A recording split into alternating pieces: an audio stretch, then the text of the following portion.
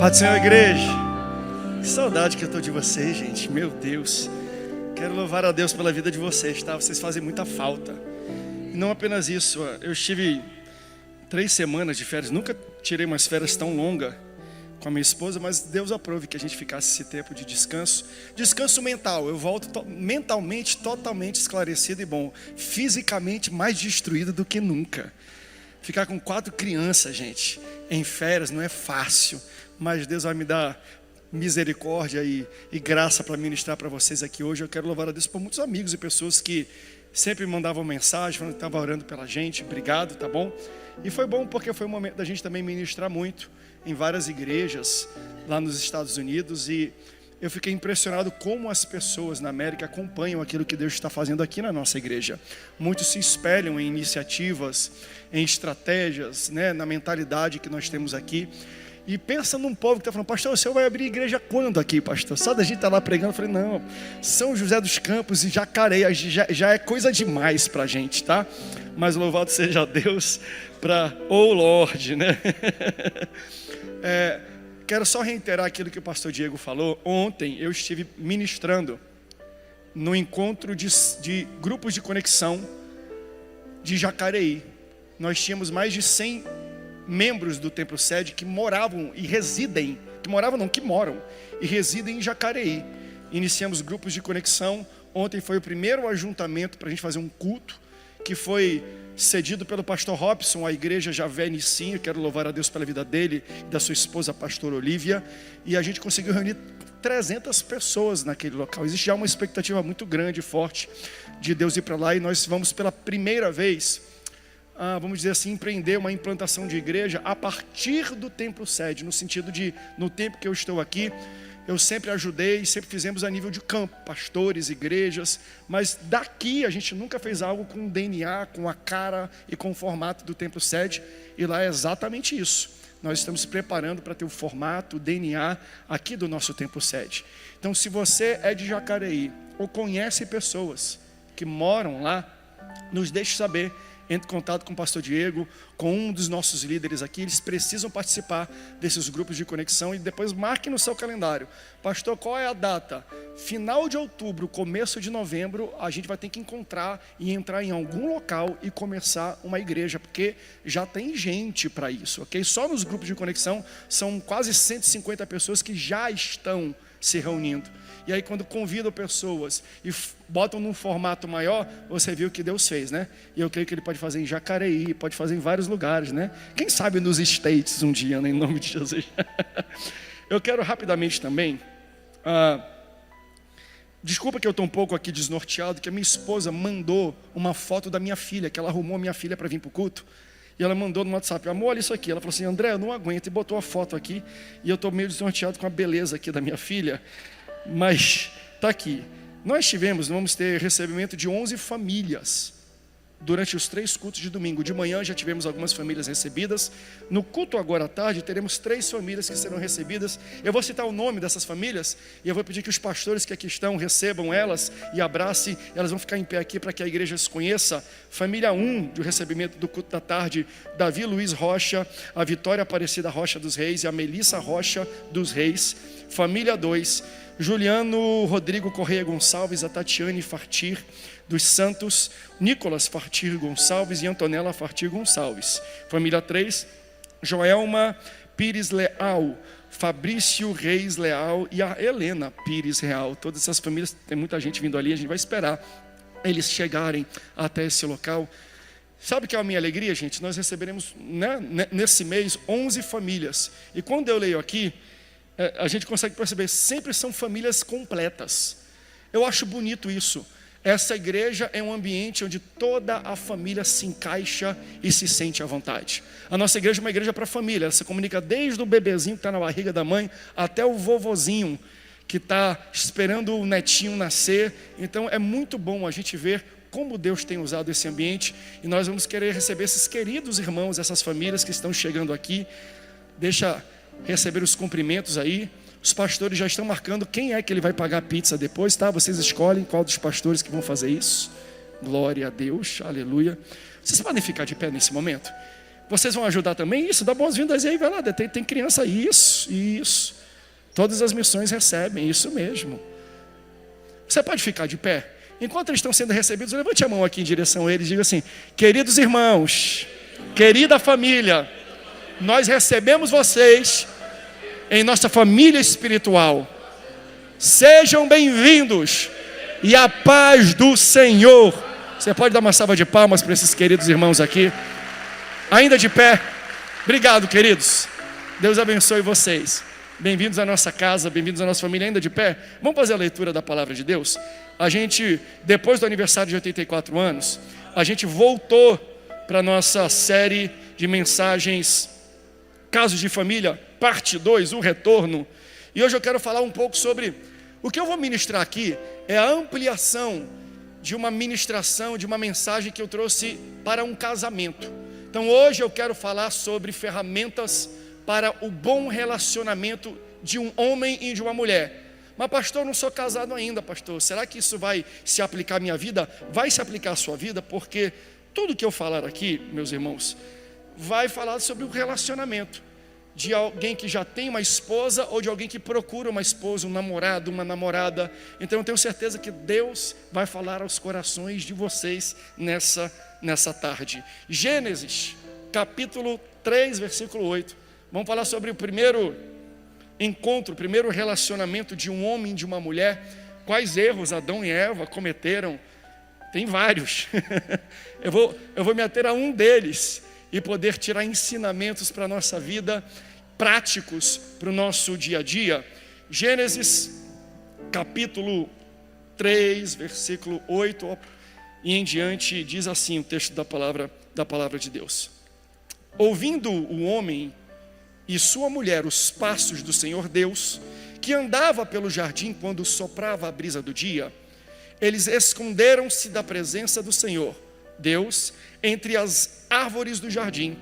Mas o Senhor Deus chamou o homem perguntando: Adão, onde você está? E ele respondeu: eu ouvi os teus passos no jardim e eu fiquei com medo, porque eu estava nu. Por isso eu me escondi. E Deus perguntou: quem lhe disse que você estava nu? Você comeu do fruto da árvore da qual eu proibi você de comer, não foi? E eu termino a leitura com essa pergunta de Deus para Adão: você comeu do fruto da árvore proibida, não foi? Se você ama a palavra de Deus, diga: eu amo a Bíblia. Tome o seu assento. Já fala para a pessoa do teu lado. A gente precisa conversar. Fala para a pessoa do seu lado. Se você está com o seu esposo, sua esposa, o esposo fala assim: meu amor, nós precisamos conversar. Aí a esposa responde: precisamos ter uma DR mesmo. E já espantou já o marido já. Gente, aqui inicia com Adão e Eva o primeiro relacionamento de seres humanos na terra. E relacionamento, eu posso fazer uma brincadeira com palavras, é relação em movimento. Ou seja, as pessoas que estão em um relacionamento estão em constante mudança e evolução. Logo, o relacionamento precisa estar em constante evolução, mudança e maturidade. Quer ver um indicativo que o relacionamento não está avançando e não está evoluindo? É quando a gente fala mais das coisas boas do passado do que a gente cria coisas boas no presente. É quando a gente fala: naquele tempo que era bom, né? Lembra como a gente era grudadinho? Lembra quando a gente se amava? Quando a gente começa a ser muito saudosista das coisas do passado, sem viver novidades no presente, é porque nós não evoluímos em alguma área. Isso não se aplica só para relacionamento de homem e de mulher, até de igreja. Naquele tempo que era bom, né? A Assembleia de Deus, deixa eu falar uma coisa, era maravilhoso, mas nós estamos vivendo os melhores tempos da presença de Deus em nosso meio. É bom a gente lembrar do passado, mas o passado não é melhor do que o presente e do que o futuro que Deus quer fazer na sua vida. O passado do teu relacionamento pode ter sido maravilhoso, mas Deus tem coisas melhores e maiores para a tua casa. Então vamos parar de viver só de embalo do passado. Vamos ser esperançosos de coisas boas no futuro. Porque a gente tem que entender que se eu me relaciono com alguém e essa pessoa está em plena mudança, evolução, eu também tenho que estar. Porque se eu não estiver, um dia eu vou acordar e eu vou me deparar com uma pessoa que não existe mais. Quando conhecia a Nayane, eu morava no Rio de Janeiro. Eu gostava de surf, eu ia para a praia todo dia. Eu não tinha tantas obrigações. Hoje, quem me vê no púlpito, se a Nayane me vê no púlpito, meu Deus, eu era o surfistinha do Rio e hoje eu sou o pastorzinho de São José. Se ela espera de mim hoje a atitude daquele menino que gostava de ir para a praia do Recreio, no posto 11, todo dia de manhã, para pegar uma prancha, ela vai me entregar algo que eu não tenho mais, que eu não existo mais. Ela sempre vai querer suprir para um homem que é inexistente. Se eu ver para a Nayane como uma moça, quando eu a conheci, e tentar entender ela daquela maneira, eu sempre vou apresentar para a Nayane hoje algo que ela precisava ano passado. Eu sempre vou querer suprir agora algo que ela precisou ontem. Então eu tenho que entender que ela está em constante mudança, mas eu preciso estar, senão eu não vou conseguir suprir aquilo que a minha esposa ou alguém que está no meu relacionamento precisa, porque relacionamentos precisam estar em constante mudança. Deus é um Deus de movimentos. Deus não muda, Ele é imutável, mas Ele é um Deus que causa mudanças. Mudanças que às vezes Ele faz por nós. Sabe quando a gente vive situações que a gente fala, rapaz, não fui eu não, foi Deus que agiu poderosamente nisso aqui. Isso aqui não é mérito meu, não tem mão minha, foi Deus que mudou a situação. Mas existem situações que Deus faz através de nós. No relacionamento, não espere que Deus venha mudar o coração da tua esposa ou o teu coração. Ele quer fazer através de você. Ele vai usar você, Ele vai usar aquela pessoa. E para a gente mudar, e a gente permitir Deus nos transformar, Deus evoluir a minha esposa, o nosso relacionamento, nós, prepare-se para isso, precisamos estar dispostos a sentar e ter DR, discutir o relacionamento. Quando Deus, nós lemos o texto, viu que houve algo de errado no relacionamento, nas tratativas dele com Adão, qual foi a primeira coisa que Deus fez? Deus desceu no jardim e falou, Adão, cadê você? Nós precisamos conversar. Deus conhecia Adão, porque Deus foi quem criou Adão. E quando Deus cria Adão, Deus não dá uma mulher para ele, Deus dá trabalho para ele.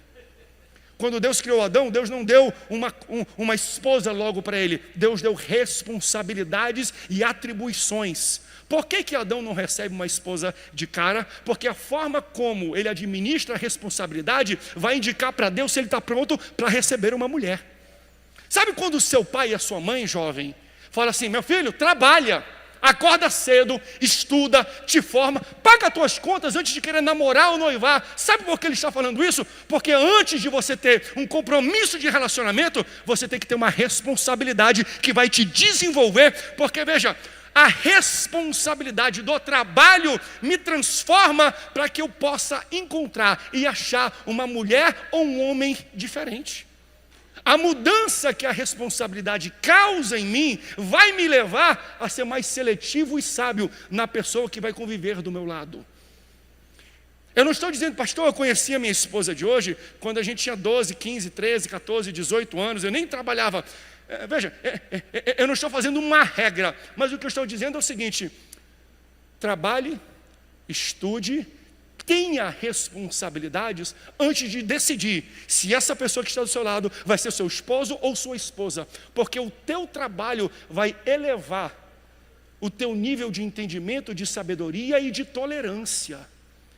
Sabe quando às vezes você começa um relacionamento, depois de um tempo, a pessoa fala, nossa, você está diferente, você se irrita rápido comigo, parece que você mudou muito. É óbvio, eu mudei e você não mudou não, porque relacionamentos mudam.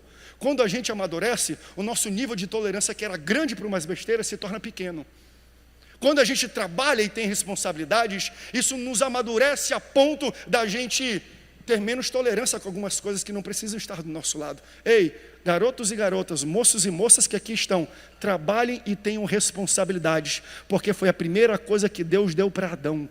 É por isso que o teu pai e tua mãe faz isso, porque Deus fez isso com Adão. Quer ver?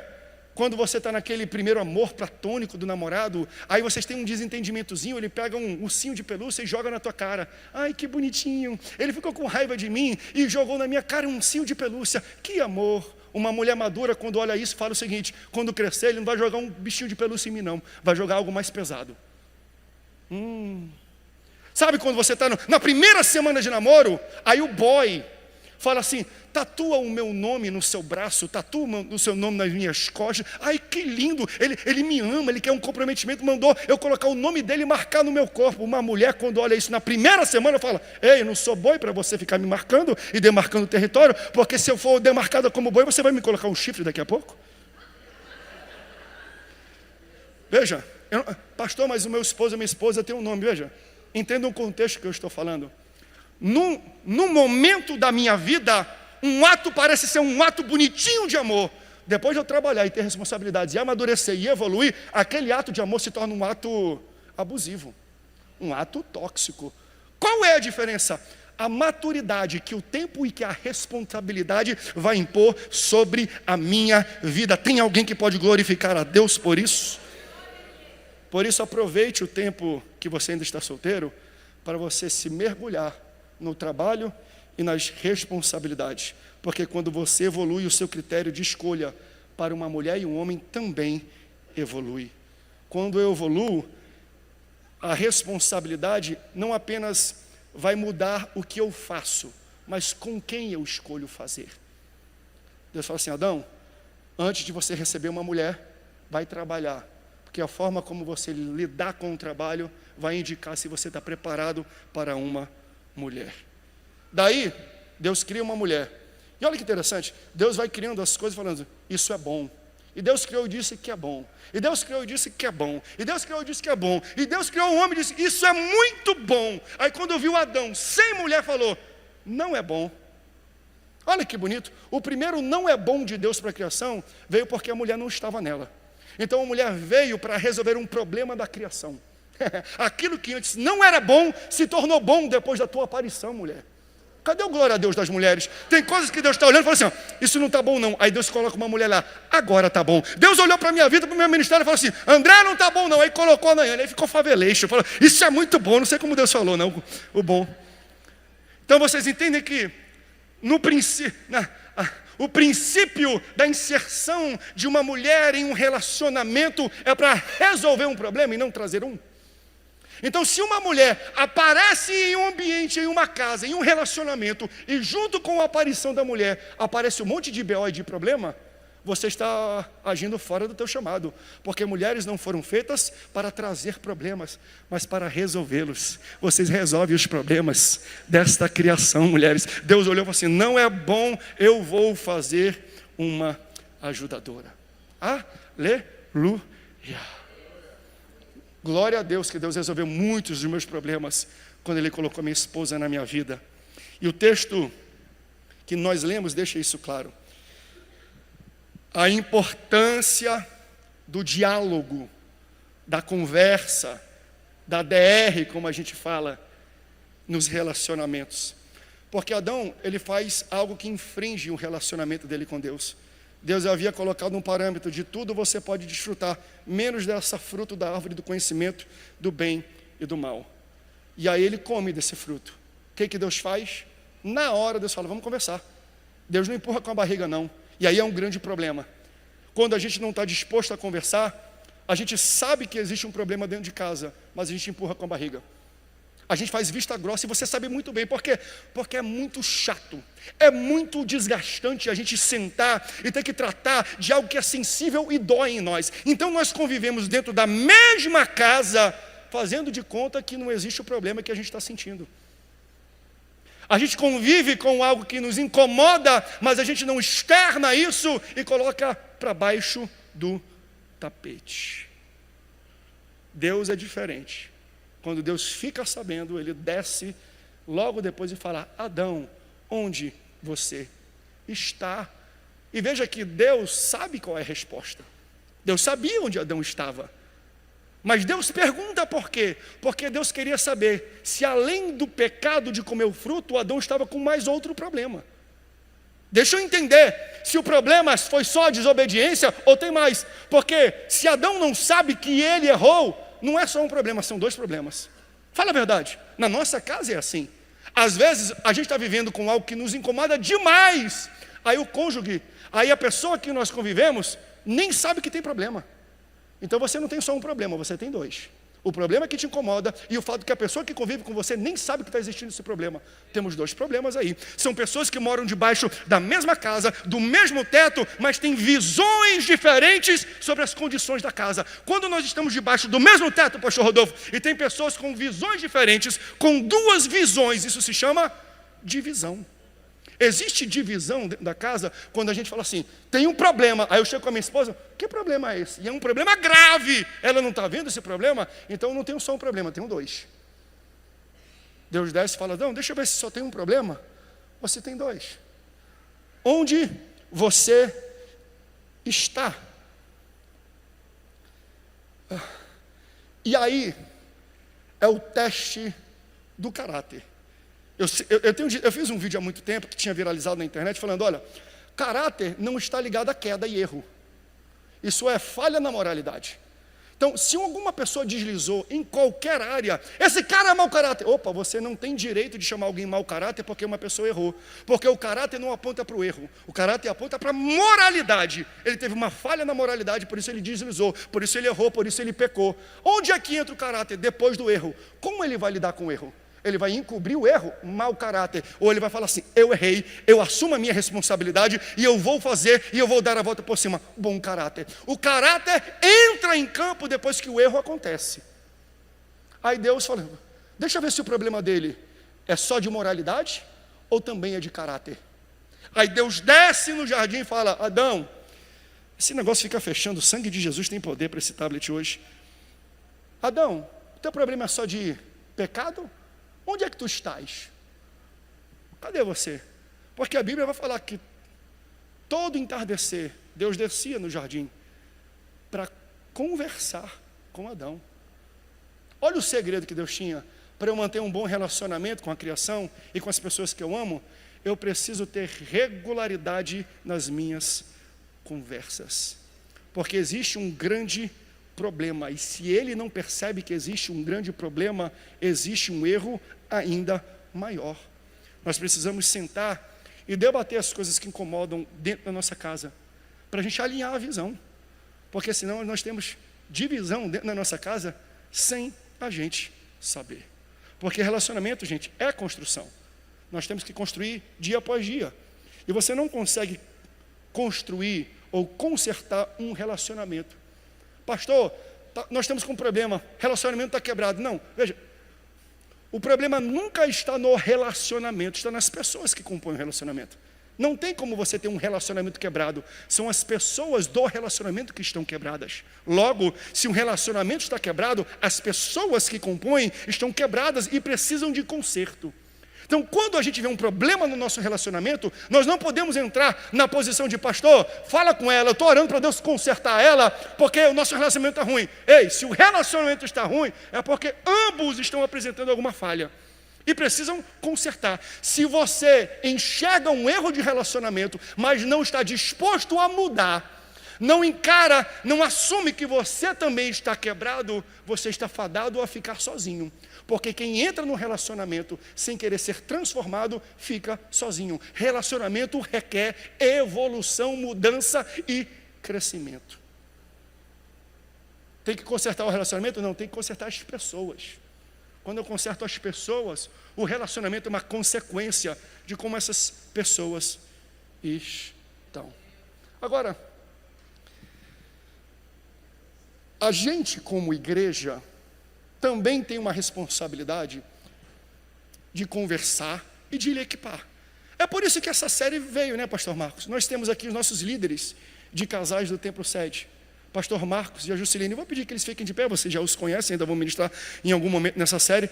Se você tem um problema, procurem eles ou a Meire e o Sinésio, que são os líderes de todo o campo. Por que nós temos líderes de casamento? Porque você precisa ter uma referência daquilo que Deus espera do teu relacionamento. Eles são ferramentas que Deus colocou aqui para poder evoluir o teu relacionamento e consertar aquilo que está quebrado dentro de você. Porque nós, como família espiritual, também temos uma responsabilidade, não apenas de esclarecer através da pregação, mas de dar ferramentas para você colocar em prática na sua casa. Sabe por quê? Porque a gente não pode resumir um casamento ou que mantém um casamento só pelo amor.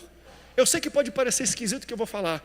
Amor por si só não sustenta um relacionamento. Você precisa ter outras competências junto com isso. O amor é a base de tudo. Veja, se não tem amor, já era. Mas se só tem amor, mas não tem outras coisas, sabe por que eu digo isso? Por experiência de gabinete pastoral. De pessoas que sentam no meu gabinete e falam assim: pastor, eu vou sair da minha casa porque eu amo meu marido.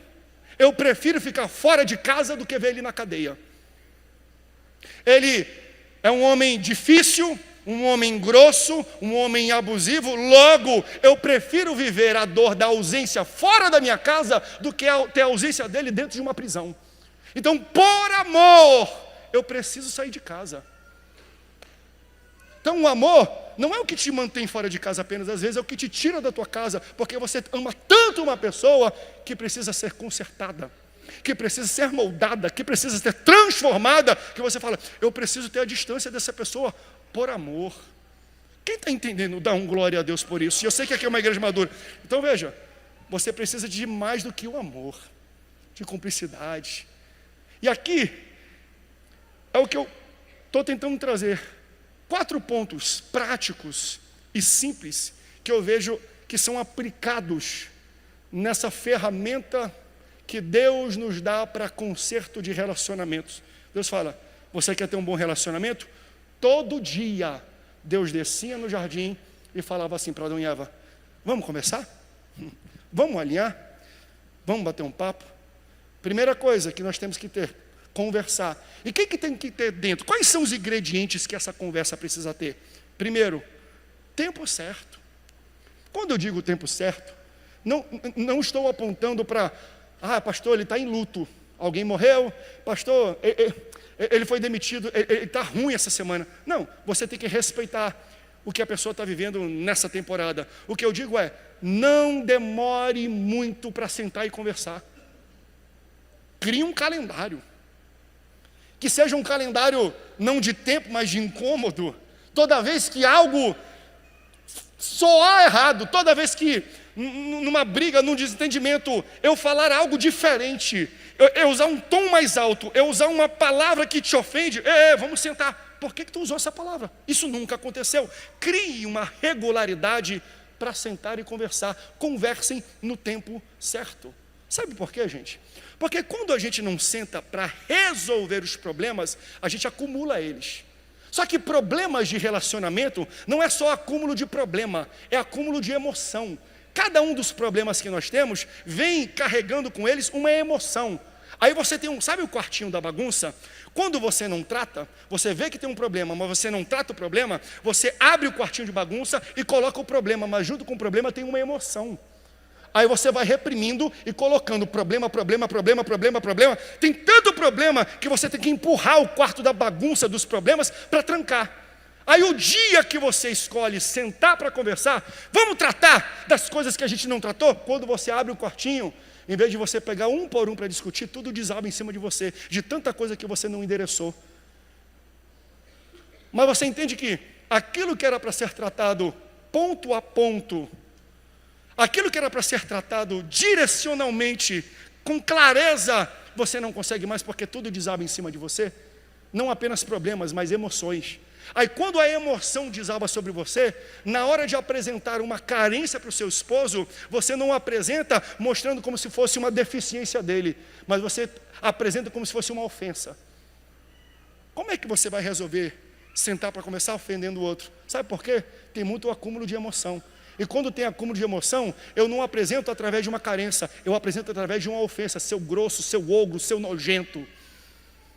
Aí o marido já recebe isso de cara. Como é que ele vai ter paz para respirar fundo e começar a conversar com você. Não conseguimos resolver problemas quando apresentamos carências através de ofensa. E a carência através de ofensa acontece porque existe um acúmulo de emoção, porque tem um acúmulo de problema que não foi tratado antes. Crie um tempo certo, crie um momento certo. Senta, está aqui, acabou de chegar minha esposa. Geralmente quem me procura para fazer isso é ela. E eu sei que na tua casa geralmente é a mulher também. Para nós homens é mais difícil a gente ouvir. Nós precisamos sentar para discutir o relacionamento. Meu Deus do céu, ouça a sua esposa, porque é necessário. Quando ela está falando, vamos sentar para conversar sobre o nosso relacionamento, ela está apresentando uma carência. O grande problema é que a gente não ouve a nossa mulher e a gente só para conversar quando ela começa a gritar chamando a gente de ogro, nojento e grosseiro. Parece que a gente só age, só entra em alerta quando o tom de voz muda. E aí é o segundo ponto. Tempo certo, mas tom correto. Tem um texto de Provérbios, capítulo 15, versículo 1, dizendo assim: a resposta branda desvia o furor, mas a palavra dura suscita a ira. A palavra certa desarma.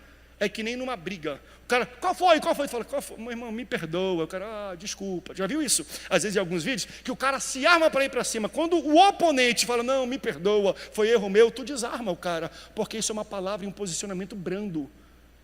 Então você entende que brigas não acontecem por causa do que é dito. Brigas acontecem pelo que é respondido. Porque quando um não quer, dois não brigam. Uma pessoa pode até se armar, pode até começar a falar uma coisa. Se você usar uma palavra branda, você desarma uma pessoa que vem te atacar. Briga não é feito no que a sua esposa diz para você ou no que o seu marido diz para você. É no que você decide responder depois que a palavra é dita. Palavras são armas. A Bíblia vai falar que o poder da vida e da morte está na língua, naquilo que sai da boca. Logo, se palavra é uma arma, se o Andrezinho que veio aqui receber as pessoas for querer num clube de tiro, vão dar uma arma para ele? Não, ele tem que fazer um curso. Se para eu dar um tiro num clube de tiro, num ambiente seguro, eu preciso fazer um curso, a gente tem que fazer um curso para como a gente usa a nossa língua e as palavras. Porque palavras são armas e matam. Você está numa escola de como você pode usar uma arma poderosa que Deus colocou. É uma arma que mata, mas é uma arma que traz vida. Que você possa usar a sua boca e as suas palavras no seu relacionamento para trazer vida para a tua esposa e para o teu esposo. Agora, eu tenho que ter o tempero. Tem um outro texto de Colossenses capítulo 4, versículo 6, que fala assim: o seu falar seja sempre agradável e temperado com sal, para que saibam como responder a cada um.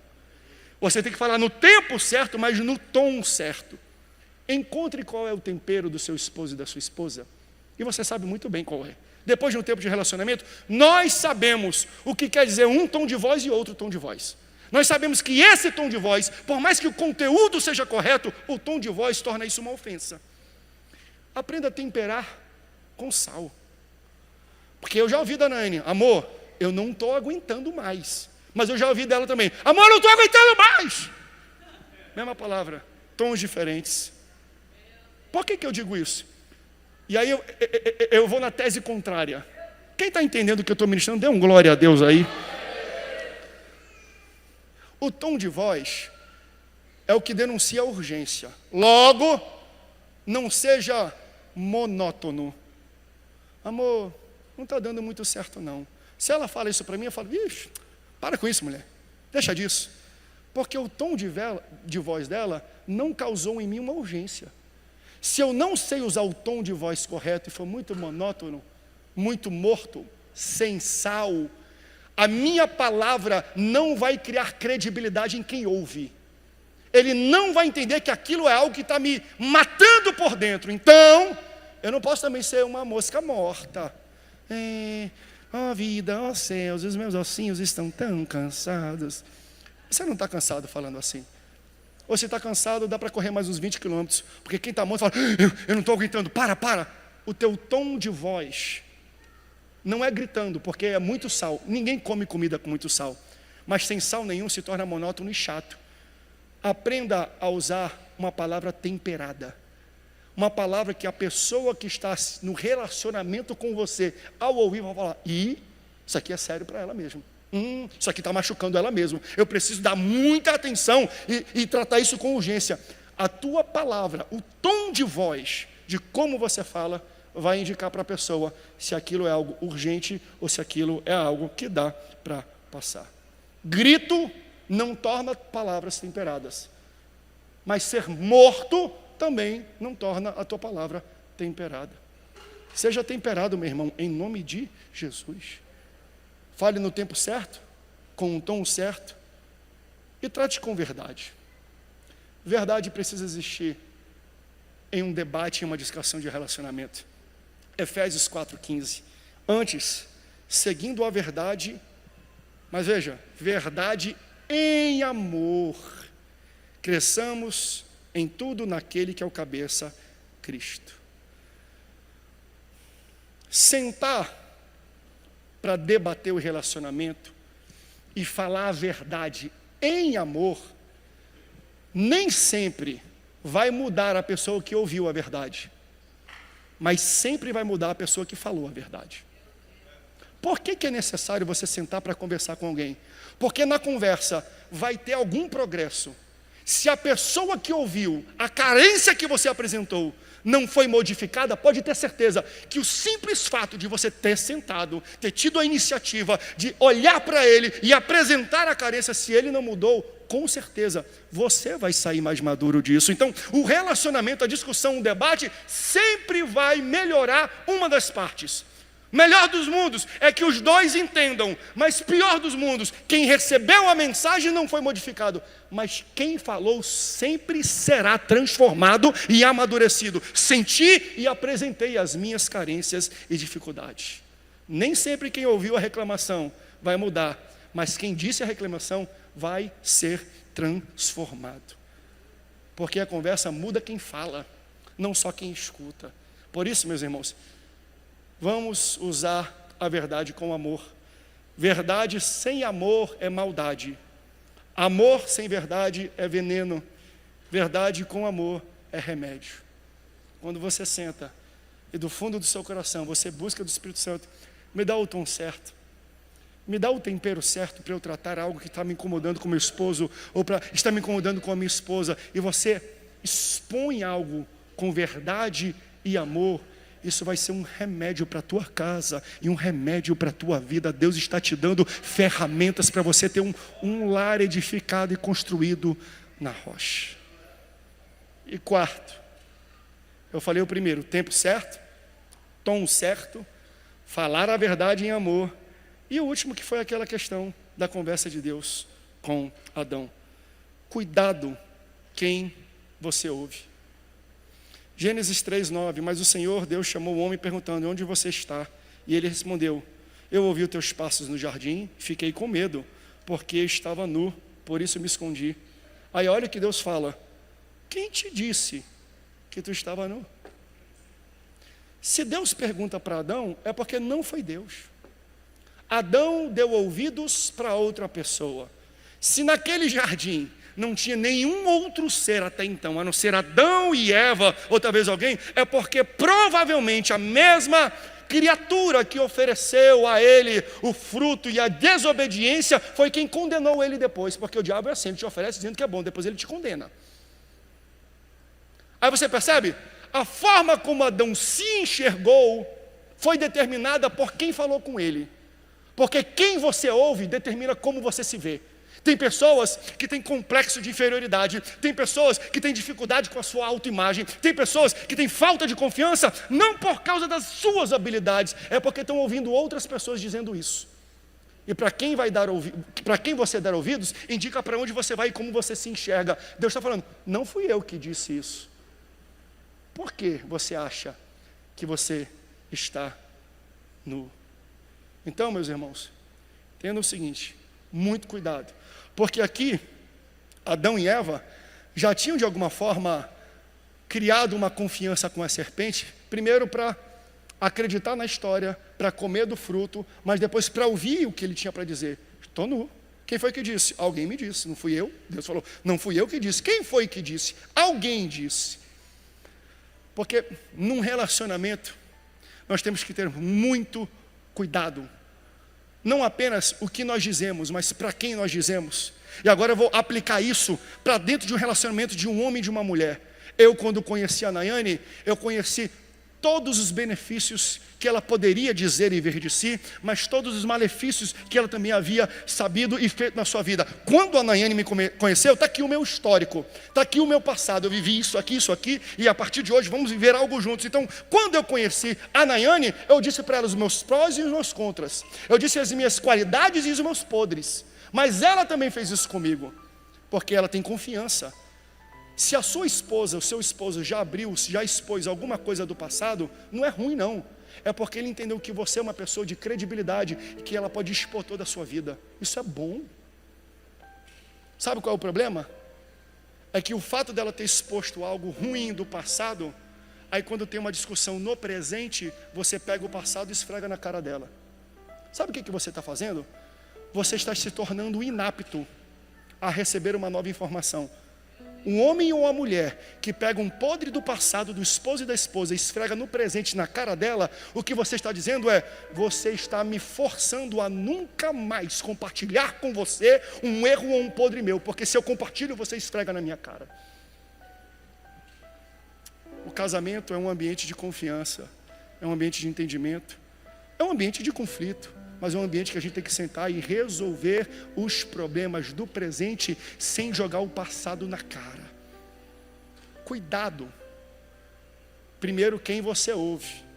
Está tendo um problema no teu relacionamento?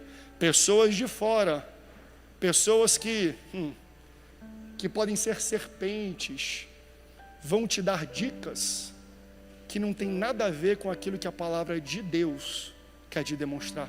Cuidado onde você busca conselhos.